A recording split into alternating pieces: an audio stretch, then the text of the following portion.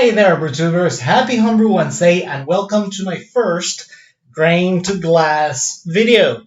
Today I'll be showing you how I brewed my first special English bitter, or English special bitter.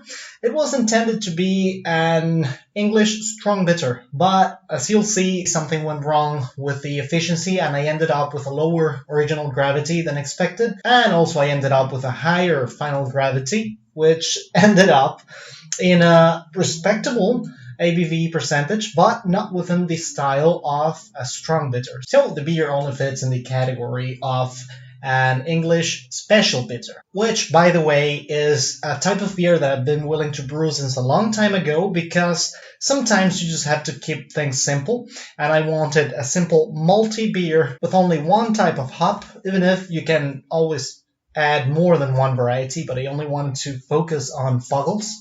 So this beer is rich on the malt side, as you will see, and only has one variety of hop, and that's Fuggles. So with that being said, and without further ado, let's get brewing. Well, let's travel in time for you to see what I already did. Cheers, I'll be back. Alright, so here we're in the kitchen with everything ready for the brewing day. I just placed it all inside for it to be easier for me to describe what's in. So as for the malts, it's 2 kilos and 800 grams of Maris Otter, 100 grams of crystal, 140 L, and 25 grams of chocolate. Now the hops. 10 grams of Challenger, which will be added at 90 minutes. This is the start of the boil. Then 5 grams of Challenger along with 15 grams of Fuggles at 20 minutes. Then half a tablet of Pride of Luck at 15 minutes before the end, and 15 grams of Fuggles 5 minutes before the end of the boil. As for the water, I got these. The big ones are 8 liters each, and I'll be using 12 for the mash, and then a couple 2-liter bottles that I'll be using along with 4 liters of one of these big bottles for the sparge. I don't know if I'll be needing some extra water for the sparge, but I believe that 6 liters will do. In any case, we'll find out. And as always, the recipe of this beer is down in the description of this video. Now let's talk about this beer. Well, as you can see, I'm switching from UK craft beers to Spanish craft beers because the variety of the UK craft beers here is limited. It's growing, but it's limited, so I better choose some beers from here. This is Arriaca. This is an IPA, 6.9% ABV. That's a strong one. And I just found this beer in a pub in Madrid. I tried it on tap, and it was so good, so very good. To give you a clue, it tastes like Mr. President from Brewdog. It's not as strong as Mr. President though in terms of bitterness and of course ABV, but just as good. It's a very good beer. Look at the color. It's a little hazy. I like that. It smells very fruity. Very good beer. It's refreshing, and well, I'm thankful for that because here we're at 30 something degrees, so yeah. We're roasting here, so a good beer is always welcome. So I'll get all this ready. Cheers!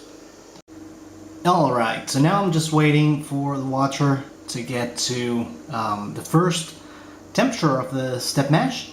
Just like for the recipe, the step mash is in the description below. Just to quickly summarize it, first step is 50 degrees for 10 minutes, then 67 degrees for 40 minutes, 70 degrees for 30 minutes, and finally 77 degrees for 10 minutes. You might have noticed that I have slightly modified the starch conversion. Well, now for this recipe it's actually made out of 2 steps. A first one at 67 and a second one at 70. So both of these are rather high temperatures for starch conversion. I'm not going to get into details, but the purpose of this is not to have too many fermentable sugars, but instead get a very strong body for this beer. Temperature is really of the essence here, and well, let's see how it goes. Cheers! Alright, so now we're in the first step of the mash. And now I can tell why people attach a pipe or a tube to this piece here. It's because the distance between the end of this pipe and where the grains are is quite high. I didn't notice in my first brew because the grain bill was bigger and there wasn't actually such a distance. What I'm gonna do is I'm gonna move periodically this tube for it to recirculate properly with all the grains and not only one single group of them, and we'll see how it goes. Cheers! Well, some news here, not having a smooth brew day at all. As you can see, step number 3 of the mash should be 70 degrees, we're at 69. That's not critical, but the problem is that the previous step, step number 2, should have been at 67 degrees and it reached 73 for a reason. So I took off the lid and it went down to 70, 71. It's still not good because those 3 degrees are gonna really have an impact in the amount of fermentables. Has any of you had this issue with the Ace microbrewery? And if you had, then what have you done? Cheers. Alright, last step of the mash, 77 degrees. Now it's just hitting the number. It's for 10 minutes, so it's only 5 minutes left. Everything good. It's just as if it didn't want to mash with 67. It just said, no, let's have it at a higher temperature. And here is the water for the sparge. It's almost boiling now. Alright, start of the boil. As you can see, it's very vigorous. So it's time for the first up addition, which is 10 grams of Challenger. And in they go. 20 minutes before the end of the boil, time for our simultaneous addition of 5 grams of Challenger and 15 grams of Fuggles. Sorry. 15 minutes before the end of the boil, time to add half a tablet of Rotoflock, and in it goes. 5 minutes before the end of the boil, time for the last half addition. It's 15 grams of Fuggles. So everything is pretty much done now, hop-wise, mash-wise, and everything-wise, but cooling down. So I'll be back for the yeast pitch, which is a surprise I got for you. Cheers! Alright, so I've had the worst brewing day of my life. Look at that, that's the fermentation vessel after the first attempt of fixing it, because this little guy here just decided to break today, just before I was trying to pitch the yeast. Fortunately, I didn't get rid of these two guys here, and that's the second bad news. Look at the volume. So I think this is probably 7 liters, because here is 8, so yeah, probably even less than 7. The original gravity you can see in the picture. Now the surprise I had for you is this. Ta-tan, ta-ta-ta-ta-ta-tan, ta-tan, ta-ta-ta-ta-ta-tan, ta-tan. The only good thing about the day is this. I found it here. So, well, since these are 2, I'm just gonna measure 5 grams because I think this is 10. So I'm gonna split it in 2 and I'm gonna be pitching it here. Alright, 5 grams here, and in they go. And 5 grams here. And this is it for the brew day. So after that eventful brewing day, here is the result of all that effort. This is the beer, and as you can see, I've chilled it just a little bit. Let's go to the basics. ABV. As you might remember from the brewing day we just saw, the original gravity of the beer was 1057. I would call it 1057. So according to Brewer's Friend's ABV calculator, I'm sorry, and also considering that the final gravity was 1022, as you can see here in the pic, according to Brewer's Friend's ABV calculator, this beer is 4.59% ABV, so we can call it 4.6. That's not bad for a bitter. And well, bottling conditioning time, more than 2 months now. I just haven't had the time to record a video, and it's quite funny because I'm recording this today and it will be published tomorrow. But hey, sometimes you have the time. So let's crack it open. Boom! Wow.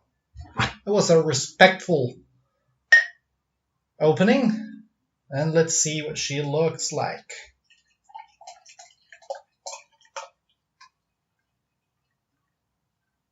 And here you have it. I'll stop it here. Wow. All right. Let me check with my phone how it looks like. Okay, now you can see it better here. You can see some very nice carbonation. Nice little head, not too much. And nice color as well. Actually, I think you could see that it's very clear. Yep, I think you can now see me through it. So it's a nice and clear one, yeah. I'm getting some malt. I wasn't actually expecting to have any hop aroma here in this beer. In any case, I'm not picking any. I'm just getting malt. Color, very nice. Between light brown and golden, and a little bit of hint of orange or red at the very bottom.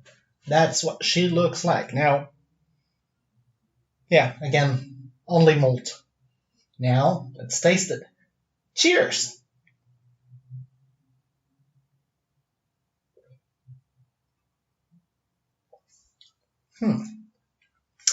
It's got a nice sweet touch. You can taste at the very beginning. It's a refreshing beer. Well, now as I told you, it's chilled. I guess it is what I was looking for in this beer. It's an easy to drink beer. Very nice color, very nice carbonation. The head is not lasting too much, but you can see there's a nice lacing here. I didn't use carapils in this one. From now on, I will be using that to have a better mouthfeel in the beers that I produce, and also to have some better head retention. But it's as it is. It's really good. Let me see if I can. Let me see. Look at these cool pencils that my wife gave me. These are actually drumsticks. So once I saw someone doing something like this to revive the head without too much effort, the head is back. It smells really nice, really nice. It's very, very velvety, as you can see there. Very tiny and compact bubbles form the head, and it's a lovely beer. And yeah, well, there's not too much to add to this beer. I'm really enjoying it now. I'm really loving the contribution and the simplicity of Fuggles in this beer. If I had to add or to change something, I would just, as I said, I would just add carapils to the grain bill for it to have better head retention. Even if as you can see, I can't complain really about this beer. And I would also, I don't know if it had to do with the thing in the temperatures, like during the brewing day. Probably if I had hit the temperatures that I wanted to hit, this beer would be more dry and less sweet. But hey, this is only my preference. And the second or third or whatever thing I would add is some yeast can goldings at the end of the boil, probably 15 minutes at the end of the boil, to give it a more complex aroma to the beer without turning it into something different than a special bitter. But apart from that, even not changing that, I'm really enjoying this beer, especially the clarity. You see, when I'm always suffering with clarity because I tend to brew IPAs or something, along those lines, with which involves a lot of hops, and the fact of not using them in excess this time really makes you end up with a clear beer, and it's beautiful. Not that I have any problem with hazy beers, but for once I have a clear beer, and it tastes fantastic. So it's all on the pro side. For the next video, I have something that I will do for the first time. It's my first experiment. It's an experiment that it just came across my head when I was shopping, and well, let's see how it turns out. That's for the next video. I don't know when I will publish it, but it will be something like this. It would be something from the very start to the end for you to have in one single video, everything. So, if you like what you see, like, and don't forget to subscribe. And as always, thanks for watching. Cheers and very good beers. Cheers!